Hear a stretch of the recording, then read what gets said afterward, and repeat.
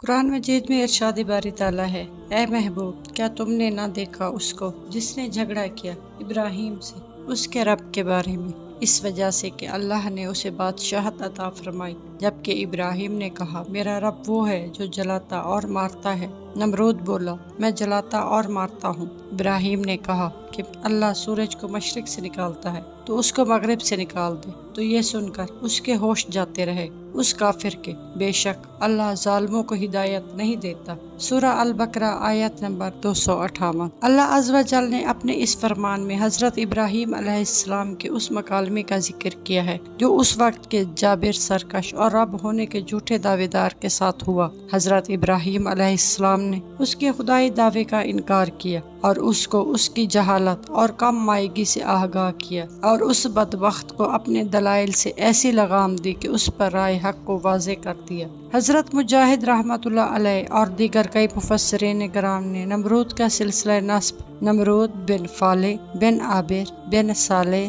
بن ارفخشد بن سام بن نوح علیہ السلام بیان کیا ہے۔ حضرت صدی رحمۃ اللہ علیہ کا قول ہے کہ حضرت ابراہیم علیہ السلام اور نمرود کے درمیان میں یہ مناظرہ اس دن ہوا تھا جس دن حضرت ابراہیم علیہ السلام آگ سے باہر تشریف لائی تھی۔ اس سے قبل حضرت ابراہیم علیہ السلام کی نمرود سے کبھی ملاقات نہ ہوئی تھی۔ حضرت زید بن اسلم رضی اللہ تعالی عنہ سے مروی ہے کہ نمرود غلے کے ڈھیر کے پاس تھا، لوگ اس کے پاس آ رہے تھے تاکہ اپنے گھر والوں کے لیے غلہ لے سکیں۔ حضرت ابراہیم علیہ السلام بھی ان لوگوں کے ہمراہ نمرود کے پاس پہنچے، وہاں آپ علیہ السلام کا نمرود سے مناظرہ ہوا۔ نمرود نے حضرت ابراہیم علیہ السلام کو غلہ نہ دیا جیسا دوسرے لوگوں کو دے رہا تھا۔ آپ علیہ السلام خالی ہاتھ باہر آئے۔ جب آپ علیہ السلام اپنے گھر والوں کے پاس جانے لگے تو راستے میں ریت کے ایک ٹیلے سے 2 بوریاں ریت کی بھر لی تاکہ گھر والے مطمئن ہو جائیں۔ آپ علیہ السلام گھر تشریف لائے اور اپنی سواری کو باندھ کر ٹیک لگائی اور سو گئے۔ آپ علیہ السلام کی زوجہ حضرت سارہ رضی اللہ تعالی عنہا نے جب ان بوریوں کو کھولا تو ان میں تازہ غلہ موجود تھا۔ انہوں نے کھانا تیار کیا۔ پھر جب حضرت ابراہیم علیہ السلام جاگے تو کھانا تیار دیکھا تو دریافت کیا یہ کہاں سے آیا۔ حضرت سارہ رضی اللہ تعالی عنہا نے کہا یہ غلہ آپ علیہ السلام کے لائے ہوئے تھیلوں میں سے لیا گیا ہے۔ حضرت ابراہیم علیہ السلام فوراً سمجھ گئے کہ اللہ عز و جل نے ان کے لیے غیب سے بھیجا ہے۔ حضرت زید بن اسلم رضی اللہ تعالی عنہ کا قول ہے کہ اللہ عز و جل نے نمرود کے پاس ایمان لانے کے لیے ایک فرشتہ بھی بھیجا تھا، مگر وہ منکر ہوا۔ فرشتے نے دوبارہ دعوت دی تو اس نے پھر انکار کیا۔ فرشتے نے تیسری مرتبہ دعوت دی اور نمرود نے پھر انکار کیا۔ فرشتے نے کہا کہ تم اپنا لشکر لے آؤ، میں اپنا لشکر لے آتا ہوں۔ نمرود نے سورج طلوع ہونے کے بعد اپنا لشکر اکٹھا کیا۔ اللہ عز و جل نے مچھروں کا ایک عظیم لشکر بھیجا جو ان کفار پر مسلط کر دیا گیا۔ مچھروں نے نمرود کی فوج کا گوشت کاٹ کھایا اور ان کا خون پی گئے۔ ایک مچھر نمرود کی ناک میں گھس گیا اور 400 سال تک اندر رہا۔ اللہ عز و جل نے مچھر کے ذریعے نمرود کو ذلت آمیز عذاب میں مبتلا کر دیا تاکہ خدائی کا دعویٰ کرنے والے یاد رکھے کہ اللہ عز و جل کا عذاب کتنا شدید ہے۔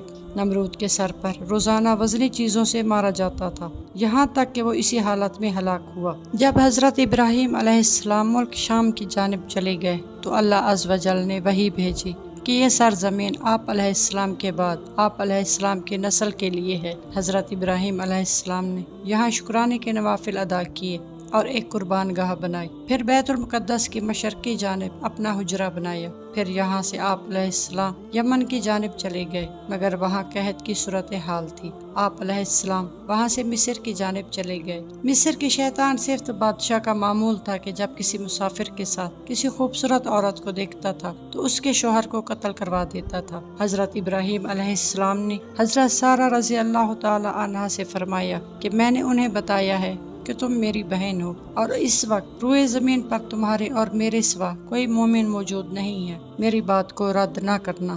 چنانچہ جب حضرت سارہ رضی اللہ تعالی عنہا اس ظالم کے محل میں داخل ہوئیں تو اس ظالم نے آپ رضی اللہ تعالی عنہا کی جانب بڑھنے کا ارادہ کیا۔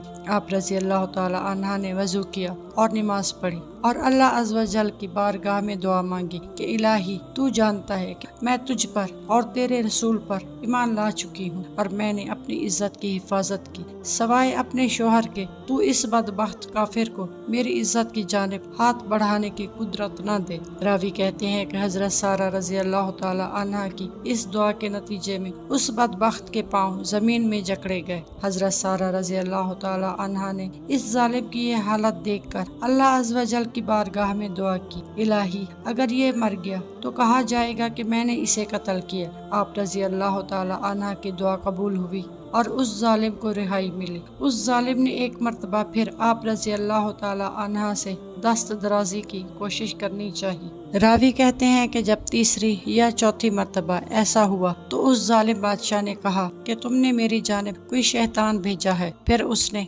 हजरत सारा रजी अल्लाह ताला अन्हा को हजरत इब्राहीम अलैहिस्सलाम के पास वापस भेजने का हुक्म दिए और उनकी खिदमत के लिए हजरत हाजरा रजी अल्लाह ताला अन्हा अता की। हजरत सारा रजी अल्लाह ताला अन्हा जब लौट कर आईं तो हजरत इब्राहीम अलैहिस्सलाम उस वक्त नमाज में मशगूल थे।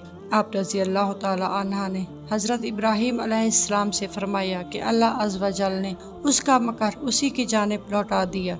इस रिवायत में काफिर की बजाय फाजिर का लफ्ज़ इस्तेमाल हुआ है और उसने वापसी पर आप रजी अल्लाह ताला अन्हा को एक खादमा भी दी है। हजरत इब्राहीम अलैहिस्सलाम मिस्र से बैतुल मुक़द्दस की जानिब आप अलैहिस्सलाम के हमरा बेशुमार माल व मता, खुदाम, गुलाम और चौपाई थे। हजरत हाजरा रजी अल्लाह ताला अन्हा भी आप अलैहिस्सलाम के हमरा थी। हजरत इब्राहीम अलैहिस्सलाम ने अल्लाह अज़्ज़ व जल की बारगाह में नेक और साले औलाद की दुआ की। अल्लाह अज़्ज़ व जल ने उन्हें हजरत इस्माइल अलैहिस्सलाम की पैदाइश की खुशखबरी दी। हजरत इब्राहीम अलैहिस्सलाम को बैतुल मुक़द्दस में रहते हुए 20 बरस गुजर चुके थे। हजरत सारा रजी अल्लाह ताला अन्हा ने हजरत इब्राहीम अलैहिस्सलाम से कहा कि अल्लाह अज़्ज़ व जल ने मुझे औलाद अता नहीं फरमाई। आप अलैहिस्सलाम मेरी लौंडी हजरत हाजरा रजी अल्लाह ताला अन्हा से हम बिस्तरी करें, अल्लाह अज़्ज़ व जल हमें औलाद से नवाजे। फिर हजरत सारा रजी अल्लाह ताला अन्हा ने हजरत हाजरा रजी अल्लाह ताला अन्हा को आप अलैहिस्सलाम के सुपुर्द किया। हजरत हाजरा रजी अल्लाह ताला अन्हा से हजरत इब्राहीम अलैहिस्सलाम का निकाह हुआ और फिर अल्लाह अज़्ज़ व जल के फजल व करम से हजरत हाजरा रजी अल्लाह ताला अन्हा हामला हुई। जब हजरत हाजरा रजी अल्लाह ताला अन्हा हामला हो गई और हजरत इब्राहीम अलैहिस्सलाम ने इसका जिक्र हजरत सारा रजी अल्लाह ताला अन्हा से किया तो उनके दिल में रश्क पैदा हुआ। लोगों ने कहा कि एक बांदी अपनी मालिक से बुलंद मर्तबा हो गई। हजरत इब्राहीम अलैहिस्सलाम को जब मालूम हुआ तो उन्होंने हजरत सारा रजी अल्लाह ताला अन्हा से कहा कि जैसे तुम्हारी मर्जी हो वैसा ही करो। हजरत हाजरा रजी अल्लाह ताला अन्हा ने जब सुना तो वहाँ से चली गईं और एक चश्मा पर जाकर क़याम किया। इस चश्मा पर हजरत हाजरा रजी अल्लाह ताला अन्हा के पास एक फरिश्ता आया और बशारत दी कि घबराइए मत, अल्लाह अज़्ज़ व जल ने तुम्हारे साथ भलाई का इरादा फरमाया है और तुम्हारे यहाँ बेटा होगा जिसका नाम इस्माइल होगा। वो सबसे कवी होगा और सबका हाथ उसके साथ होगा और वो अपने भाइयों के मुल्कों का भी मालिक होगा। हजरत हाजरा रजी अल्लाह ताला अन्हा ने जब अल्लाह अज़्ज़ व जल की जानिब से इस बशारत सुनी, हजरत हाजरा रजी अल्लाह ताला अन्हा ने अल्लाह अज़्ज़ व जल की जानिब से इस बशारत पर उसका शुक्र अदा किया। हजरत हाजरा रजी अल्लाह ताला अन्हा इस बशारत के बाद वापस तशरीफ़ लाईं और अल्लाह अज़्ज़ व जल ने उन्हें हजरत इस्माइल अलैहिस्सलाम जैसा नेक फर्जंद अता फरमाया। अहले किताब का कौल है कि जिस वक्त हजरत इस्माइल अलैहिस्सलाम की पैदाइश हुई उस वक्त हजरत इब्राहीम अलैहिस्सलाम की उम्र मुबारक 86 बरस थी। फिर अल्लाह अज़्ज़ व जल ने 13 साल बाद हजरत इब्राहीम अलैहिस्सलाम को हजरत इसहाक अलैहिस्सलाम से नवाजा। अल्लाह अज़्ज़ व जल ने वही के ज़रिए हजरत इब्राहीम अलैहिस्सलाम को खुशखबरी दी कि हजरत सारा रजी अल्लाह ताला अन्हा के बतन से इसहाक अलैहिस्सलाम तवल्लद होंगे। हजरत इब्राहीम अलैहिस्सलाम इस वही के बाद सज्जे में गिर गए और अल्लाह अज़्ज़ व जल का शुक्र अदा किया। हजरत हाजरा रजी अल्लाह ताला अन्हा के यहाँ जब हजरत इस्माइल अलैहिस्सलाम तवल्लद हुए तो हजरत सारा रजी अल्लाह ताला अन्हा ने हजरत इब्राहीम अलैहिस्सलाम से मुतालबा किया कि इन्हें मेरी नज़रों से कहीं दूर ले जाएं। हजरत इब्राहीम अलैहिस्सलाम ने हजरत हाजरा रजी अल्लाह ताला अन्हा और हजरत इस्माइल अलैहिस्सलाम को लिया और इन्हें एक वीरान गैर आबाद जगह पर ले गए جہاں اب شہر مکہ آباد ہے۔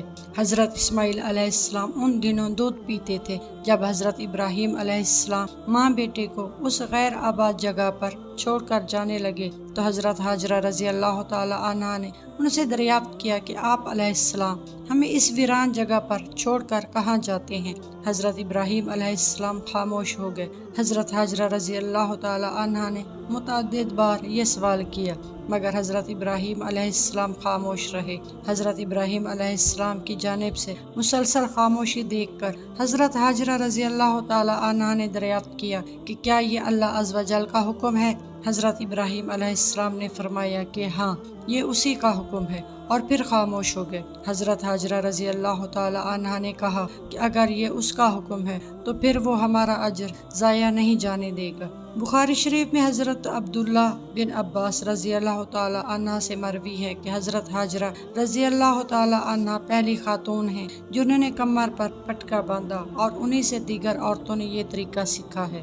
حضرت ہاجرہ رضی اللہ تعالی عنہ نے پٹکا اس لیے باندھا تھا تاکہ حضرت سارہ رضی اللہ تعالی عنہ ان کے قدموں کے نشان نہ ڈھونڈ سکے۔ حضرت ابراہیم علیہ السلام نے حضرت ہاجرہ رضی اللہ تعالی عنہ اور حضرت اسماعیل علیہ السلام کو لیا اور چل پڑے۔ حضرت اسماعیل علیہ السلام ان دنوں والدہ کا دودھ پیتے تھے۔ حضرت ابراہیم علیہ السلام نے ان دونوں کو لے جا کر بیت اللہ شریف کے نزدیک زمزم کے مقام پر ایک درخت کے پاس بٹھا دیا جو مسجد کا بالائی حصہ تھا۔ اس وقت مکہ مکرمہ بے آباد تھا اور وہاں پانی کا نام و نشان بھی نہ تھا۔ حضرت ابراہیم علیہ السلام نے کھجوروں کی ایک تھیلی اور پانی کا ایک مشکیزہ ان کے پاس رکھا اور چل دیے۔ چلتے چلتے آپ ایک ٹیلے کے پاس پہنچ گئے جہاں سے دونوں ماں بیٹا ان کی نگاہوں سے اوجھل ہو گئے۔ آپ علیہ السلام نے بیت اللہ شریف کی جانب منہ کیا اور اپنے دونوں ہاتھ بارگاہ الہی میں دعا کے لیے اٹھائے۔